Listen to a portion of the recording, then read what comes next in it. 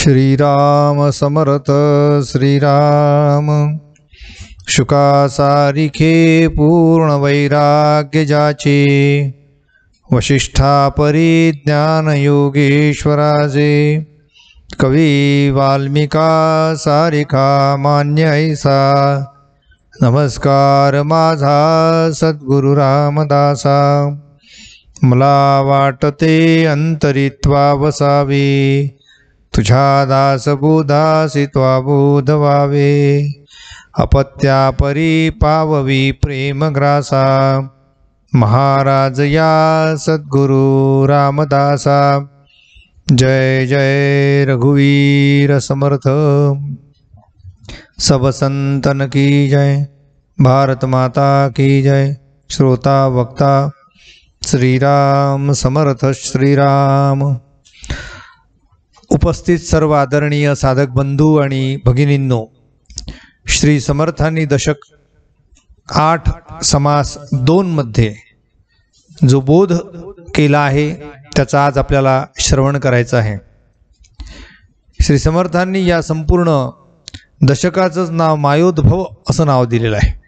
मायेतून निर्माण झालेलं सर्व आहे, मायोद्भव म्हणून या समासाचं नाव दिलं आहे। श्री समर्थांना शिष्यांनी काही प्रश्न विचारले, त्या प्रश्नाचं उत्तर श्री समर्थ या ठिकाणी या समासात देत आहेत। श्रीराम समर्थ श्रीराम। मागा झाले मागा श्रुती आक्षेपिले, ते पाहिजे निरोपिले, निरावेवी कैसे झाले चराचर श्रीराम। याचे ऐसे प्रतिवचन, ब्रह्म जे का सनातन, तेथे माया मिथ्याभान, विवर्त रूप भासे श्रीराम। जय जय रघुवीर समर्थ। थोडा समजून घेण्याचा आणि कठीण थोडासा भाग या ठिकाणी श्री समर्थांनी अत्यंत सोप्या शब्दात सांगितला आहे। मागा श्रोती आक्षेपिले, मागे शिष्यांना काही शंका आली होती। कुठली शंका होती ते मी आता तुम्हाला सांगतोय। ते पाहिजे निरोपिली, निरावेवी म्हणजे निरअवयवी, कैसे झाले चराचर, ज्याला अवयव नाही अशा या निरावेवी असलेल्या परमेश्वराच्या म्हणजे ब्रह्माच्या पोटी हे संपूर्ण सचराचर कसं काय जन्माला आलं, हा प्रश्न शिष्यांचा होता। याचे ऐसे प्रतिवचन, ब्रह्म जे का सनातन, त्याचं उत्तर दिले जाते की ब्रह्म सनातन आहे। सनातन या शब्दाचा अर्थ जे काल होतं, आज आहे आणि उद्याही राहील, अखंड राहील, अभंग राहील, ते सनातन। म्हणून अशा प्रकारचं हे संपूर्ण विश्व सनातन आहे।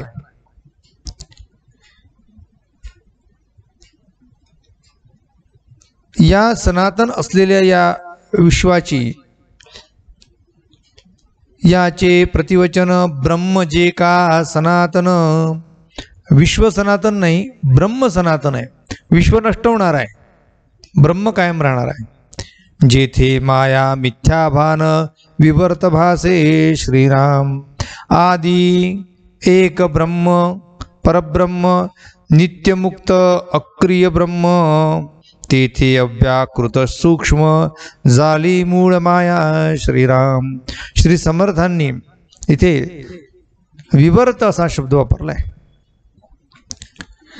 मिथ्या माया मिथ्याभान, आचार्यांनी म्हणजे आचार्य इथे म्हणजे पूज्यपाद शंकराचार्यांनी इथे मिथ्या हा शब्द फार सुंदर समजून सांगितलेला आहे।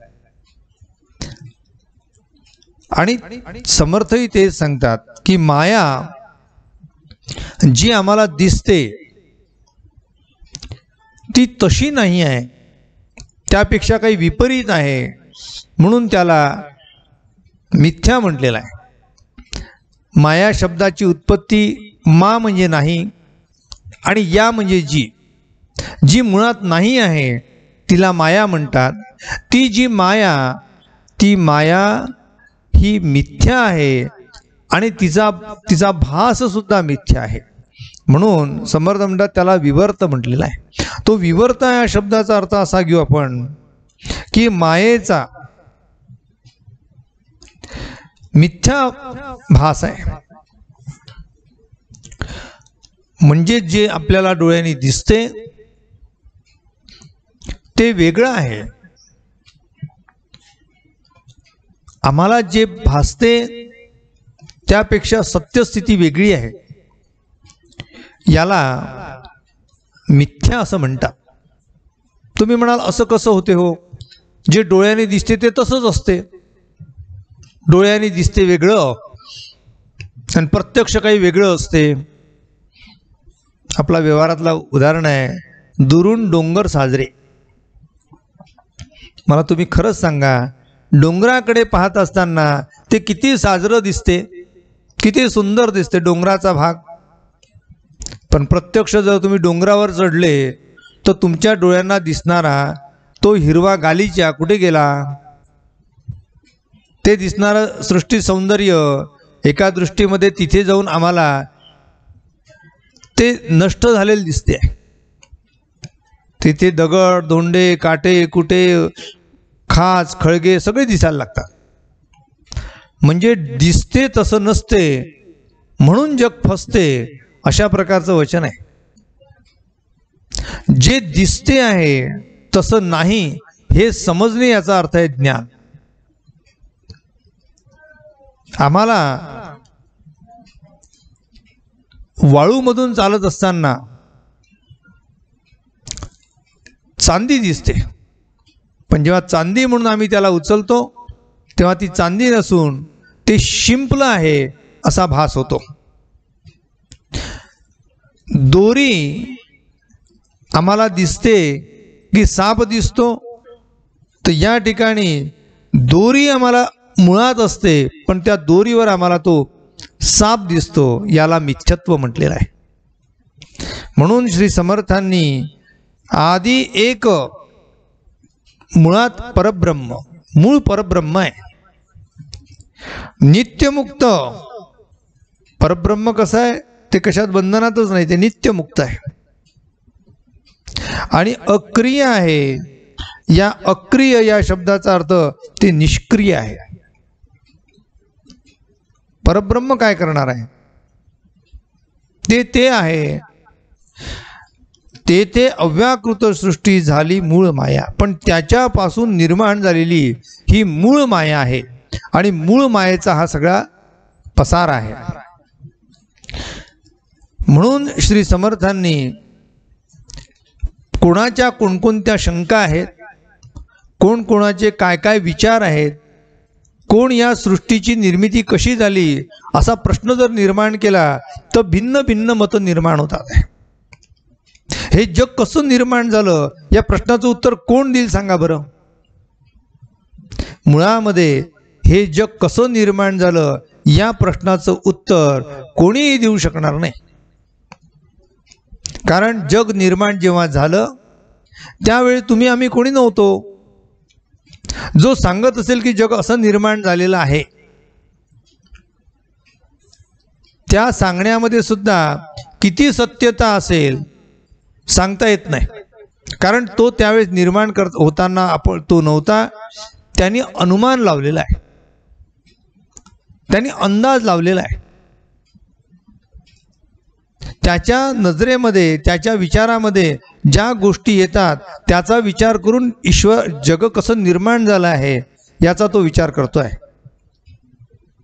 म्हणून या जगात कोणीही जग कसं निर्माण झालं हे सांगू शकणार नाही.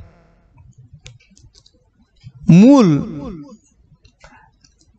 आई वडिलांचा जन्म जसा पाहू शकत नाही तसा जीव सुद्धा सृष्टी कशी निर्माण झाली याचं रहस्य त्या जीवाला कळू शकत नाही. जेव्हा मूल आहे त्या मुलाला सांगितलं की तुझ्या आईवडिलांच्या जन्माचं रहस्य सांग, तुझ्या आईवडिलांचा जन्म तू पाहिला का सांग, तर तो म्हणेल माझ्या आईवडिलांच्या अगोदर माझा जन्मच नव्हता, त्यामुळे मी आईवडिलांचा जन्म कसा पाहू शकणार. त्याप्रमाणे हे जग जेव्हा जन्माला आलं तेव्हा तो जीव जो आहे त्या जीवाने या सृष्टीला पाहिलेलं नव्हतं. तो जीव त्यावेळेस नव्हता आणि म्हणून सृष्टीचं हे अत्यंत गुह्य असलेलं रहस्य त्याला कळत नाही. बरं ठीक आहे, नाही कळलं तरी काय बिघडलं, कारण कळून तरी आहे त्यामध्ये काही बदल होणार आहे का. कळण्यामागचा उद्देश काय आहे. पण एखाद्या गोष्टीचं रहस्य आपल्याला कळावं अशी उत्कंठा प्रत्येकाला असते आणि म्हणून प्रत्येक जण या सृष्टीच्या उत्पत्तीबद्दल वेगवेगळे तर्क लावतो.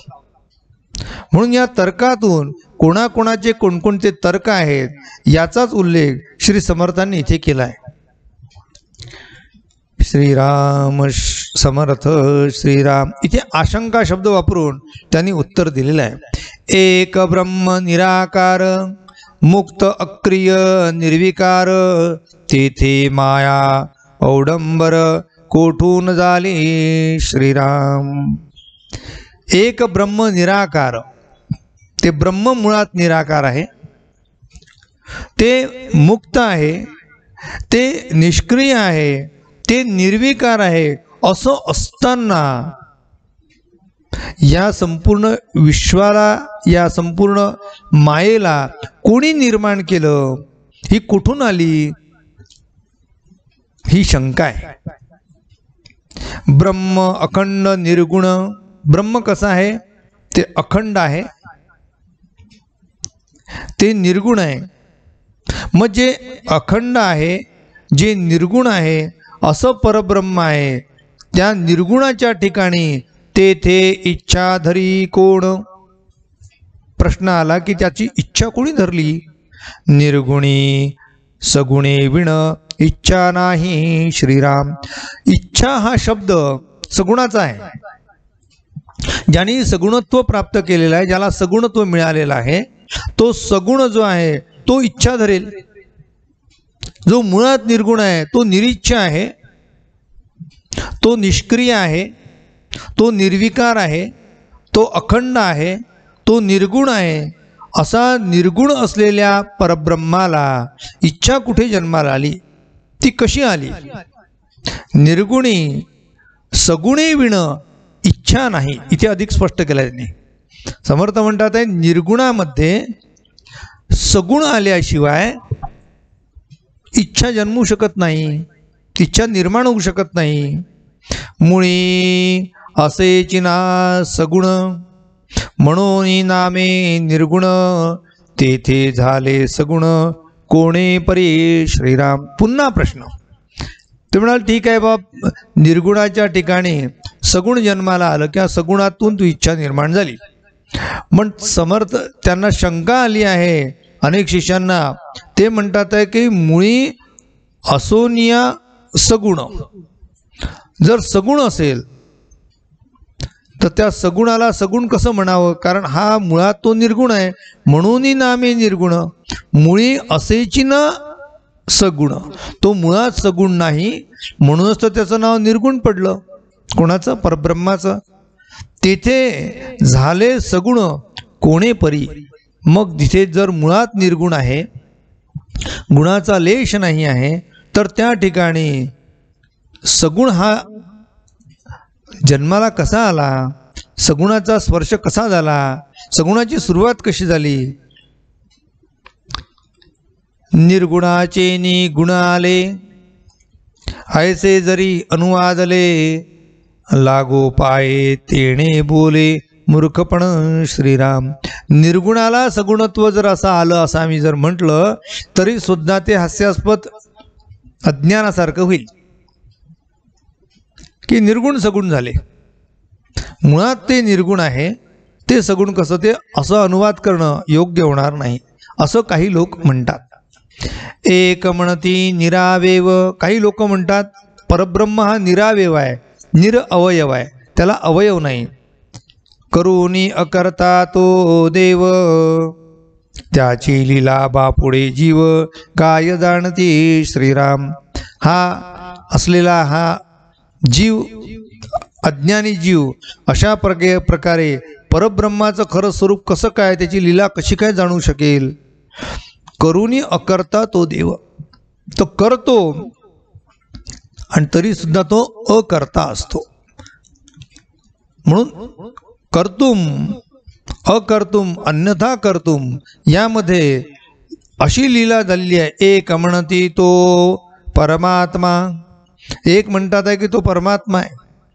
कोण जाणे त्याची महिमा, प्राणी बापुडे जीवात्मा, काय जाणे श्रीराम. प्राणी मात्राला, जीवाला परब्रह्माची कशी काय माहिती मिळेल, कशा प्रकारे त्याची ओळख होईल, कशा प्रकारे त्याचं गुणत्व आणि महिमा कळू शकेल, कळणार नाही. उगीच महिमा सांगती, शास्त्रार्थ अवघा लोपती, बळेची निर्गुणा समणती, करुणी अकर्ता श्रीराम. शास्त्रार्थ ज्यांना कळत नाही, शास्त्रार्थ लोपून जातो. उगाच महिमा सांगती, शास्त्राचा महिमा सांगतात, बळीची निर्गुणा असं म्हणती, करुणी अकर्ता. मुळात तो निर्गुण आहे, त्याला अकर्ता असताना सुद्धा कर्ता करून टाकलेला आहे. मुळी नाही कर्तव्यता, निर्गुणाला मुळामध्ये कर्तव्यता नाही. कोण करू अकर्ता, कोण करणार आहे अकर्ता, कसा करणार आहे. कर्ता अकर्ता ही वार्ता, मुळी समूळ मिथ्या श्रीराम. कर्तेपण आणि अकर्तेपण या दोन्ही गोष्टी इथे मिथ्यत्व आलेलं आहे असं काही म्हणतात. जे ठाईचे निर्गुण, जे मुळात निर्गुण आहे, तेथे कैचे कर्तेपण, तरी हे इच्छाधरी कोण, सृष्टी रचनेची श्रीराम. परमेश्वराने मुळात तो निर्गुण असल्यामुळे त्या निर्गुण परमात्म्याला कुठल्याही प्रकारची इच्छा राहणार नाही, कारण तो मुळात निर्गुण आहे. मग त्याच्या ठिकाणी कर्तेपणा राहणार नाही. कर्तेपणा नाही तर ती इच्छा नाही, आणि जर इच्छाही नाही तर ही सृष्टी निर्माण झाली तरी कशी. अशा प्रकारची उत्कंठा शिष्याला आहे. इच्छा परमेश्वराची, अनेक लोक म्हणतात परमेश्वराची इच्छा म्हणजे जे होईल ते होईल, जे झालं असेल ती परमेश्वराची इच्छा. मग परमेश्वराची इच्छा असं आम्ही म्हणतो. ऐसे युक्ती बहुतेकांची, परी त्या निर्गुणास इच्छा कैसी, हे कळे ना श्रीराम. आम्ही परमेश्वराची इच्छा असा शब्द वापरतो, पण मुळात परमेश्वराची काही इच्छा आहे का. ईश्वर इच्छा बली असी असा शब्द आहे. जे परमेश्वर करेल, जे झालं असेल ती परमेश्वराच्या इच्छेनुसार झालं. चांगलं हो वाईट हो, जे व्हायचं ते होईल. म्हणजे परमेश्वर इच्छा करतो. मग परमेश्वर जो इच्छा करतो आम्ही म्हणतो तो सगुण असला पाहिजे, कारण इच्छेचा संबंध सगुणाशी आहे. आणि आम्ही आतापर्यंत बोलत आलो आहे की परमेश्वर हा निर्गुण आहे. मग परमेश्वर निर्गुण आहे की परमेश्वर सगुण आहे. सगुण आहे तर तो इच्छा कशी धारण करेल, निर्गुण आहे तर इच्छा कशी धारण करेल, आणि सगुण आहे तर इच्छा धरून जर सृष्टी निर्माण जर केली असेल तर हा निर्गुण सगुण असलेला परमात्मा हा निर्गुण कसा राहील. अशा प्रकारचा सगळ्या प्रकारचा भ्रम, सगळ्या प्रकारची शंका या शिष्याच्या मनात आली आहे. तरी हे इतके कोणे केले. ठीक आहे बाबा, आम्हाला माहीत नाही. मग एवढं मोठं जे विश्व निर्माण केलं हे कोणी केलं असेलच ना, किंवा आपणची झाले की आपोआप निर्माण झालं का ते.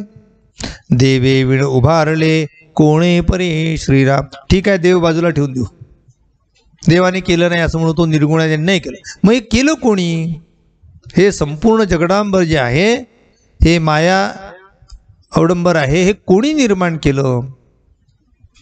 हे संपूर्ण जगत कोणी निर्माण केलं हा प्रश्न मात्र अजूनही अनुत्तरित राहतो.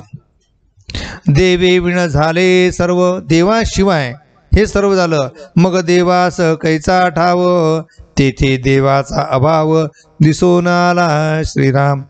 देवाशिवाय जर हे संपूर्ण निर्माण झालं असेल तर देवाचा अभावच आहे, म्हणजे देव नाही आहे. देव म्हणू सृष्टी करता, जर समजा देवाने ही सृष्टी निर्माण केली असं म्हटलं तरी देव पाहो सगुणता, मग त्या देवाला आम्हाला सगुणता द्यावं लागेल. कारण तो गुणात आल्याशिवाय, तो सगुण झाल्याशिवाय, त्या सगुणाशिवाय ही सृष्टी निर्माण होणार नाही.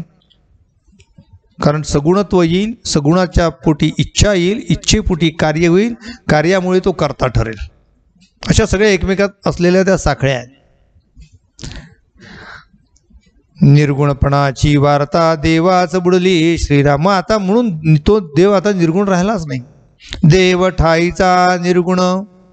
आता पुन्हा समर्थ सांगतात देव ठाईचा निर्गुण, तरी सृष्टी करता कोण, करतेपणास सगुण नाशिवंत श्रीराम. श्री समर्थ म्हणतात आहे की परमेश्वर हा निर्गुणच आहे. पण शिष्यांचं म्हणणं आहे जर तो सगुण आहे, निर्गुण आहे, तर मग सृष्टी कोणी निर्माण केली सांगा. आणि सृष्टी जर निर्माण करणारा जो जर करता असेल तर कर्त्याने निर्माण केलेली जी काही सृष्टी आहे ही मुळात नाशिवंत आहे.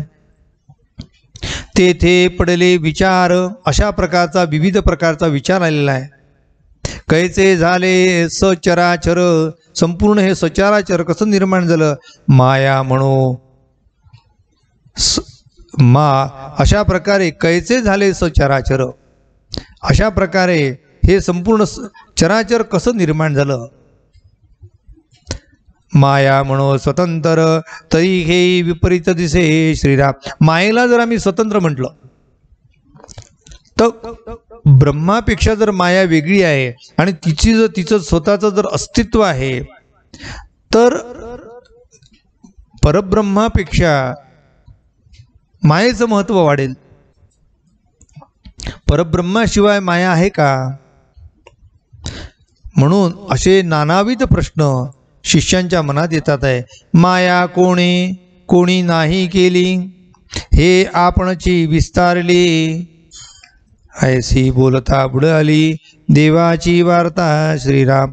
मग आता माया कोणी निर्माण केली, ती माया निर्माणच झाली नाही, मग हेच तुम्ही सांगितलेलं आहे, मग आता देवाची वार्ता कुठे निर्माण झाली. अशा प्रकारचे विविध प्रकारचे संभ्रमात्मक प्रश्न इथे शिष्यांचे. देव निर्गुण स्वतः सिद्ध, त्यासी मायेसी काय संबंध, ऐसे बोलता विरुद्ध दिसून आले श्रीराम. देव जर निर्गुण आहे, तो स्वतः सिद्ध आहे, तर त्यासाठी मायेचा काय संबंध आला तिथे. सकळ काही कर्तव्यता आली मायेच्याची माता, तरी भक्तास उद्धरता देव नाही की श्रीराम. मग मला सांगा की ही माया जर सगळं करणारी आहे, सकल काही कर्तव्यता आली मायेच्याची माथा, जर मायेने जर हे सर्व केलं असेल तर देव करणार आहे असं कसं म्हणणार आम्ही. तरी भक्तासी उद्धरिता देव नाही की, म्हणजे मग आता भक्ताचा उद्धार करणारी माया म्हणावं लागेल. मग नेमकं काय आहे. देवे विण नसता माया, देवाशिवाय माया नाही. कोण येईल विलया, आम्हा भक्ता सांभाळाया कोणीच नाही श्रीराम. मग इकडे माया पण नाही, तिकडे ब्रह्म पण नाही, देव पण नाही, मग आम्हा भक्तांना कोण सांभाळील. म्हणून माया स्वतंत्र, मग माया स्वतंत्र म्हणा. ऐसा न घडे की विचार, मायेस निर्मिता सर्वेश्वर, तो एकची आहे श्रीराम. आता पुन्हा ते सांगतात आहे की या मायेला निर्माण करणारा तो स्वतंत्र आहे, माया ही स्वतंत्र नाही आहे, माया ईश्वराशिवाय आहे. म्हणून माया स्वतंत्र, ऐसे न घडे की विचार. म्हणून माया स्वतंत्र नाही आहे. मायेसी निर्मिता सर्वेश्वर म्हणजे परमेश्वर, तो एकची आहे, तो एकच परमेश्वर आहे की ज्याने हे संपूर्ण सचराचर निर्माण केलं. तरी तो कैचा आहे ईश्वर, मायेचा कैचा विचार, तरी हे आता सविस्तर बोलिले पाहिजे श्रीराम. म्हणून श्री समर्थांना प्रार्थना शिष्यांनी केली, आता मात्र या गोंधळातून आम्हाला बाहेर काढा. कुठले गोंधळ की ईश्वर आणि माया यामध्ये नेमकं आम्हाला वर्णन सांगा, कशाला माया म्हणावं, कशाला ईश्वर म्हणावं, या दोघांची कथा आम्हाला सविस्तर सांगा. तरी तो कैसा आहे ईश्वर आणि मायेचा कैसा विचार, तरी ते आता सविस्तर बोलली पाहिजे. आता तुम्ही ते मला सविस्तर समजून सांगा. श्रोता व्हावे सावधान, श्रोतांना समर्थांनी सावधान केलं. एकाग्र करून या मन, आता कथा अनुसंधान, सावध ऐका श्रीराम. आता मी तुम्हाला थोडंसं समजून सांगतोय, तुम्ही जरा समजून घ्या. माया आणि ब्रह्म या दोन गोष्टी नाहीतच आहे. एका नाण्याच्या दोन बाजू असं म्हटलं तरी चालू शकेल. माया आणि ब्रह्म हे दोन नाही आहे. जसं उदाहरणार्थ सोने आणि अलंकार भिन्न नाही आहे. सोने आणि अलंकार भिन्न नाही, सागर आणि लाटा भिन्न नाहीत. त्याप्रमाणे माया आणि ब्रह्मही भिन्न नाहीत. आकारामुळे आम्हाला अलंकारामुळे आम्हाला आकार मिळतो आहे, म्हणून त्या सोन्याला आकार प्राप्त झाला, म्हणून आम्ही त्याला अलंकार म्हटलं आहे.